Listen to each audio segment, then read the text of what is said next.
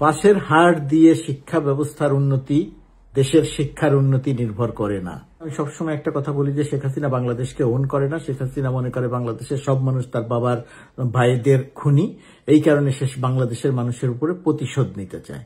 পড়ালেখা করা ছাড়া যে বিসিএস পাশ করে সচিবালয়ে বসে বাংলাদেশ চালাবে, তারা কিরকম বাংলাদেশ চালাতে পারবে? বলা হচ্ছে এবারের এইচএসসি পরীক্ষায় ফল বিপর্যয় হয়েছে। আসলে কি তাই? এটা কি বিপর্যয় বলবো? দেশের শিক্ষা ব্যবস্থা বা ছেলে মেয়েদের পড়াশোনার অবস্থা কি এতটাই খারাপ হয়ে গেছে যে হঠাৎ করে ফল বিপর্যয় হলো?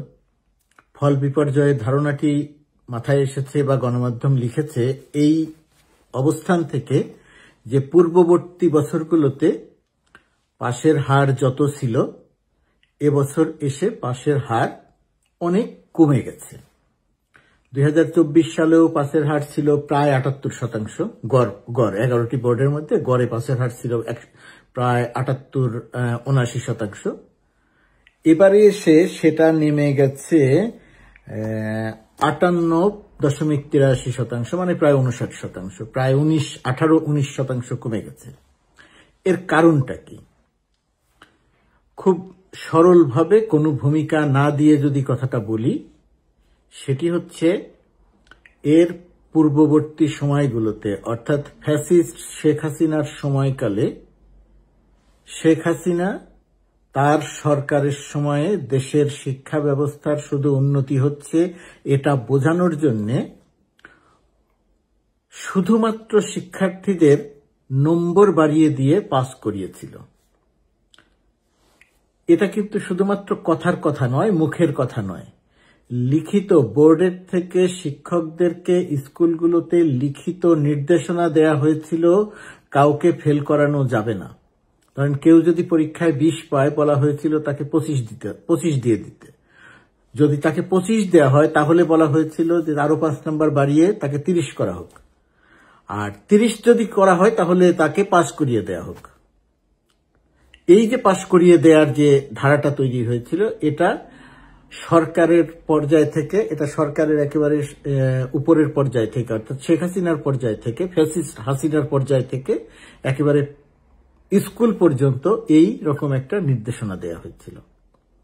তার ফলাফল পড়েছিল এসএসসি পরীক্ষায়। তার আগে তো আরো বহু কিছু করেছে, সপ্তম শ্রেণীর পরীক্ষা, অষ্টম শ্রেণীর পরীক্ষা ইত্যাদি ইত্যাদি ইত্যাদি করেছে। তার যখন যা মনে হয়েছে তখন তাই করেছে। একবার এমসিকিউ, একবার সৃজনশীল, যা ইচ্ছে তাই করেছে। এবং পরীক্ষার কোন রকম পড়াশোনা করলো কি না করলো, মেধা যাচাইয়ের ধারে কাছে না গিয়ে পাশ করিয়ে দিয়েছিল। সেই কারণে 80-90% পাশের হার থেকে যেত।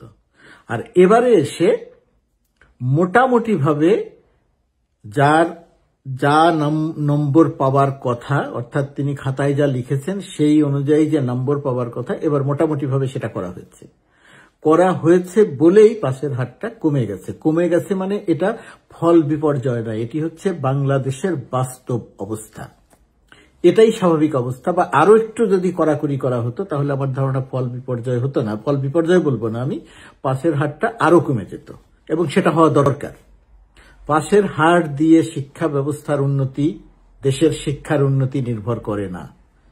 শেখ হাসিনা এই ফর্মুলায় পাশের হারটা বেশি দেখাতে চেয়েছিল।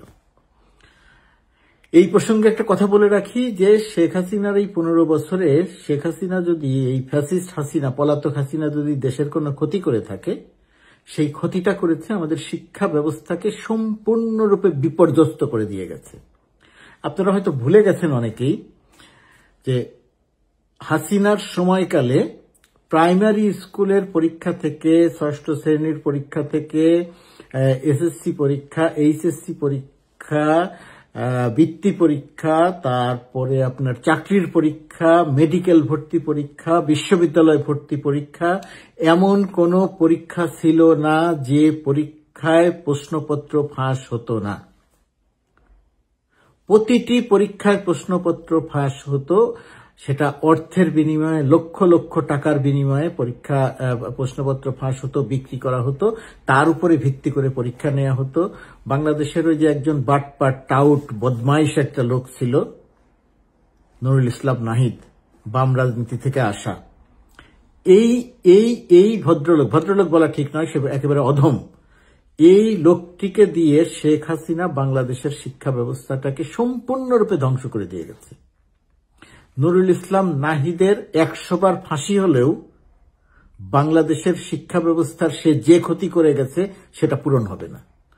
আর্থিক ক্ষতিতে আজকে যাদের বিচার হচ্ছে, এই আর্থিক ক্ষতিতে যাদের বিচার হচ্ছে, অর্থ পাচারের ক্ষেত্রে যাদেরকে আমরা দোষী করছি, তাদের চেয়ে অনেক অনেক অনেক গুণ বেশি অপরাধী নুরুল ইসলাম নাহিদ। শেখ হাসিনার কথা অনুযায়ী যে বাংলাদেশের শিক্ষা ব্যবস্থাকে ধ্বংস করে দিয়ে গেছে। এই নুরুল ইসলাম নাহিদ এখন কোথায় আছে জানি না, বয়স কেমন হয়েছে, অসুস্থ কিনা তাও জানি না। ওই যে সাবেক নির্বাচন কমিশনারদের যেরকম হাতকড়া পরিয়ে আদালতে নেওয়া হয়, এই নুরুল ইসলাম নাহিদের ওই রকম একই রকম ভাবে হাতকড়া পরিয়ে আদালতে নেওয়া উচিত। চড় থাপ্পড় যদি দিতে হয় তাহলে এই লোকটার দেওয়া উচিত।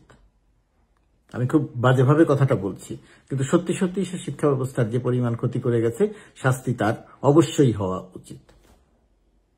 এখন বাংলাদেশের শিক্ষা ব্যবস্থা নিয়ে শেখ হাসিনা এই যে ক্ষতিটা করে গেল, এর কারণটা কি?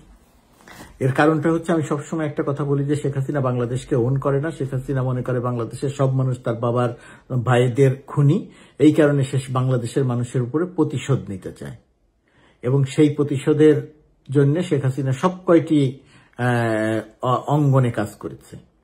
অর্থ পাচার করেছে, লুটপাট করেছে, মানুষ খুন করেছে, মানুষ গুম করেছে, রাজনীতিকে কলুষিত করেছে, নির্বাচন ব্যবস্থা ধ্বংস করে দিয়েছে, শিক্ষা ব্যবস্থা ধ্বংস করে দিয়েছে। এই সব কিছু করে শেখ হাসিনা বাংলাদেশটাকে একটা পঙ্গু রাষ্ট্র বানাতে চেয়েছিল। কিছু অবকাঠামো মানে রাস্তা বানাবে, বিল্ডিং বানাবে, চকচকা ঝকঝকা করবে, বলবে উন্নয়ন, আর দেশের ভেতর থেকে একেবারে ঘুণ পোকার মতো ভেতরটা একদম পুরোটা ধ্বংস করে দিয়ে যাবে। এবং সে 15 বছরে সেটা করেছে, এবং আরো কিছু বছর থাকলে সেটা সে আরো ভয়াবহভাবে করত। একটা ভালো ব্যাপার যে শেখ হাসিনাকে বাংলাদেশের মানুষ তাড়িয়ে দিতে পেরেছে।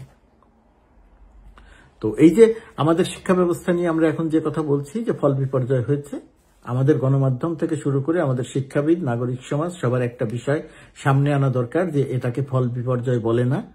আমরা শিক্ষার্থীদের এমন একটা জায়গায় নিয়ে গিয়েছিলাম যে তাদের মনে ধারণা তৈরি করে দিয়েছিলাম যে পড়ালেখা করতে হবে না, তুমি পরীক্ষা দিতে বসলেই তুমি A+ পাবে, তুমি অমুকটা পাবে, তুমি অমুক তমুকটা পাবে। কিন্তু বাস্তবে তারা তেমন কিছু শেখেনি। এই 15-16 বছরের যে শিক্ষা ব্যবস্থা, এই 15-16 বছরে যারা পাশ করেছে তাদের অধিকাংশ, আমি সবার কথা বলছি না, অধিকাংশই অত্যন্ত কম মেধা নিয়ে পড়াশোনা না করে তারা শুধুমাত্র সার্টিফিকেট পেয়েছে, তারা একটা রেজাল্ট পেয়েছে।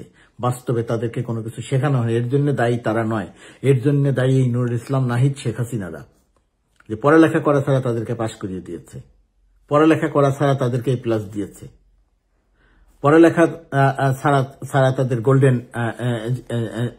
জিপিএ দিয়েছে।